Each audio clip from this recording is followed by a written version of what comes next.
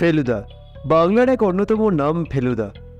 ফেলুদা হিসেবে আমরা সকলেই একজনকেই দেখতে পছন্দ করি, তিনি হচ্ছে সব্যসাচী চক্রবর্তী, যিনি এখন অসুস্থ। বুধবার সকাল থেকেই চারিদিকে শোনা গিয়েছিল একটাই খবর, অসুস্থ অভিনেতা সব্যসাচী চক্রবর্তী। মঙ্গলবার রাতে হঠাৎই শরীরে অসুস্থি হতে থাকে। এরপরেই তড়িঘড়ি করে তাকে শহরে এক বেসরকারি হাসপাতালে ভর্তি করা হয়। অভিনেতার হার্টে ব্লকেজ পাওয়া গিয়েছিল, সেখানেই বুধবার সন্ধ্যে পেসমেকার বসে তার। এই মুহূর্তে চিকিৎসকেরা তাকে পর্যবেক্ষণে রেখেছেন।